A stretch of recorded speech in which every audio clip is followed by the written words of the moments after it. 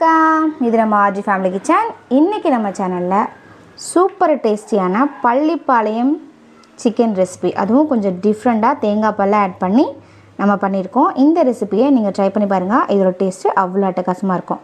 இப்போ வாங்க இந்த பள்ளிப்பாளையம் சிக்கன் ரெசிபி எப்படி பண்ணுறது அப்படிங்கிறத வீடியோக்குள்ளே போய் பார்க்கலாம்.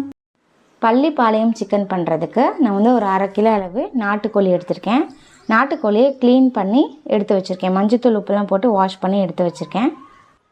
இந்த பள்ளிப்பாளையம் சிக்கனுக்கு மசாலா எதுவுமே ஆட் பண்ண போகிறதில்ல. காரம்னு பார்த்திங்க அப்படின்னா இந்த வரமிளகாய் மட்டும்தான்.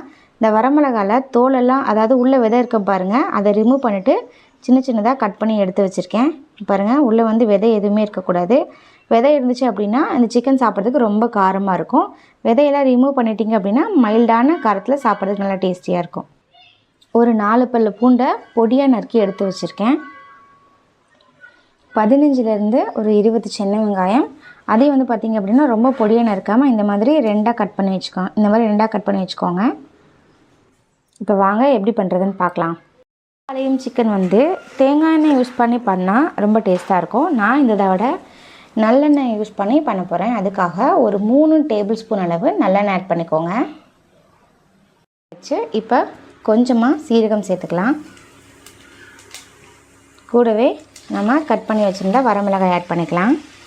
அடுப்பை லோ ஃப்ளேமில் வச்சு வரமிளகாய் நல்லா வறுத்துக்கோங்க.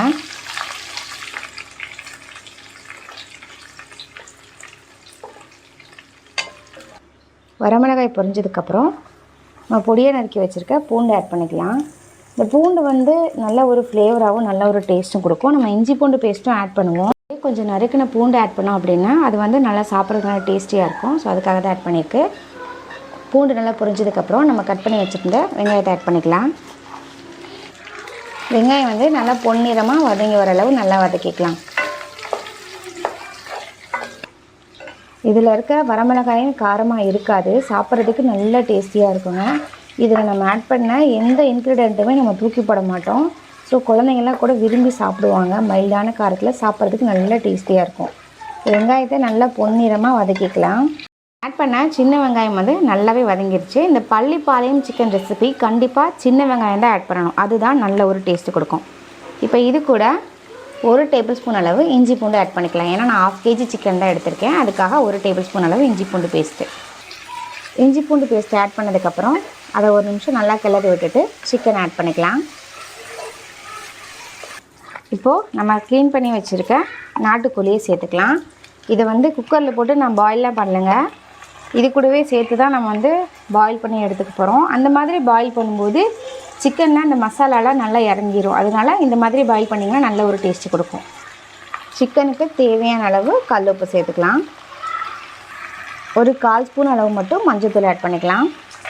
இப்போ இது நல்லா கிளறி விட்டுட்டு ஆயிலே வந்து ஒரு 5 நிமிஷம் ஒரு ஹை ஃப்ளேமில் வச்சு வதக்கிக்கோங்க. இடைக்கு நல்லா கிளறி விட்டுக்கோங்க. ஏன்னா லைட்டாக சிக்கன் வந்து தண்ணி வரும். ஸோ அதில் கொஞ்சம் வதங்கட்டும். அதுக்கப்புறமேட்டுக்கு சிக்கன் வேக தேவையான அளவு தண்ணி சேர்த்துக்கலாம். 5 மினிட்ஸ் வந்து சிக்கன் வந்து ஆயில் வந்து நல்லாவே குக் ஆகிடுச்சு. இதுக்கப்புறம் வந்து நம்ம சிக்கன் மூழ்கிற அளவு தண்ணி ஆட் பண்ணிவிட்டு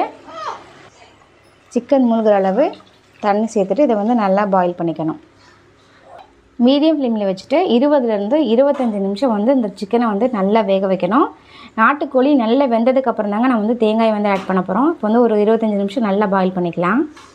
பாருங்கள், நம்ம வந்து நாட்டுக்கோழி வேக தேவையான அளவு தண்ணி சேர்த்துருந்தோம். இப்போ தண்ணி எல்லாம் நல்லா சுண்டி எண்ணெய் பிரிஞ்சு வந்திருக்கு பாருங்கள்.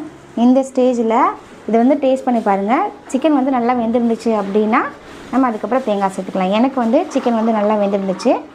நான் வந்து ஒரு 1/2 மூடி தேங்காவை இந்த மாதிரி சின்ன சின்ன பீஸாக கட் பண்ணியிருக்கேன். அதை இதில் ஆட் பண்ணி நல்லா கிளறி விட்டுக்கலாம். இந்த பள்ளிப்பாளையம் சிக்கனுக்கு தேங்காய் சேர்த்திங்க அப்படின்னா அந்த தேங்காய் சாப்பிடும்போதுமே அதுவுமே ஒரு நல்ல ஒரு டேஸ்ட்டு கொடுக்கும். இப்போ தேங்காய் ஆட் பண்ணி ஒரு நிமிஷம் நல்லா கிளறினதுக்கப்புறம் கொஞ்சம் போல் தேங்காய் பால், நல்லா திக்கான தேங்காய் பால் ஒரு 1/4 கப் அளவு எடுத்திருக்கேன். அதையும் ஆட் பண்ணிவிட்டு இப்போ அடுப்பு நல்லா ஹை ஃப்ளேமில் வச்சு தேங்காய் பால் நல்லா சுண்டி வர்ற அளவுக்கு நம்ம வந்து இதை வந்து குக் பண்ணிக்கணும். தேங்காய் பால் நம்ம ஆட் பண்ண தேங்காய் பால் நல்லா சுண்டி ட்ரை ஆகி வரும். அந்தளவு நம்ம வந்து குக் பண்ணிக்கணும். தேங்காய் பால் சேர்க்கும்போது இது வந்து நல்ல ஒரு டேஸ்ட்டாக இருக்கும். நம்ம தேங்காய் எண்ணெய் ஆட் பண்ணுறோம் இல்லைங்களா, ஸோ அதுக்கு பதிலாக இந்த மாதிரி நல்லெண்ணெய் சேர்த்துட்டு கூட கொஞ்சம் தேங்காய் பால் சேர்த்திங்க அப்படின்னா அதுவுமே நல்ல ஒரு டேஸ்ட்டு கொடுக்கும். நீங்கள் பாருங்கள் கலரில் நல்லா சேஞ்ச் ஆகிட்டு வருது. இது வந்து நல்லா சுண்டி வரணும். பாருங்கள் நம்ம சேர்த்த தேங்காய் பால் வந்து நல்லா சுண்டி வந்துருச்சு. சும்மா நல்லா ட்ரையாகவே ஆகிடுச்சு. ஆயில் பிரிஞ்சு வந்துருச்சு பாருங்கள். இதில் ஃப்ரெஷ்ஷான கருவேப்பிலையை சேர்த்துட்டு நல்லா கிளறி விட்டுட்டு சர்வ் பண்ணிக்கலாம். பாருங்கள் பார்க்கும்போது எவ்வளோ டெம்டிங்காக இருக்குன்னு. நம்ம மசாலா எதுவுமே ஆட் பண்ணலை. அந்த வரமிளகா தான் இதோட காரமே. ஆனால் நீங்கள் வரமிளகா சேர்க்கும் போதே நல்ல ஒரு காரம் கொடுக்கும். விதையெல்லாம் ரிமூவ் பண்ணிடணும், இல்லாட்டி ரொம்ப காரமாக இருக்கும். அவ்வளோதாங்க. சும்மா சூப்பராக பர்ஃபெக்டாக பள்ளிப்பாளையம் சிக்கன் தேங்காய் பால் ஊற்றி சூப்பராக ரெடி பண்ணியாச்சு. இதே ஸ்டைலில் நீங்கள் பள்ளிப்பாளையம் சிக்கன் ரெசிபி ட்ரை பண்ணி பாருங்கள். அவ்வளோ டேஸ்ட்டாக வரும். இது வந்து சூடான சாதத்துக்கு நல்ல ஒரு காம்பினேஷன். நீங்கள் வந்து குழம்புல எதுவுமே ஆட் பண்ண தேவையில்லை. இந்த சிக்கன் ரெடி பண்ணி நல்லா சூடான சாதத்தில் பிசைஞ்சு சாப்பிட்டு பாருங்கள். டேஸ்ட்டு அவ்வளோ அட்டகாசமாக இருக்கும். இதில் தக்காளி கூட நான் ஆட் பண்ணலை. இதே மாதிரி பள்ளிப்பாளையம் சிக்கன் ரெசிபி நீங்கள் வீட்டில் ட்ரை பண்ணி பார்த்துட்டு டேஸ்ட் எப்படி இருந்துச்சு அப்படிங்கிறத மறக்காமல் கமெண்ட் செக்ஷன் சொல்லுங்கள். இது போன்ற வீடியோக்களை தொடர்ந்து பார்ப்பதற்கு நம்ம ஆர்ஜி ஃபேமிலி சேனல் லைக் பண்ணுங்கள், ஷேர் பண்ணுங்கள், கமெண்ட் பண்ணுங்கள். மறக்காமல் சப்ஸ்கிரைப் பண்ணிக்கோங்க. Thank you for watching.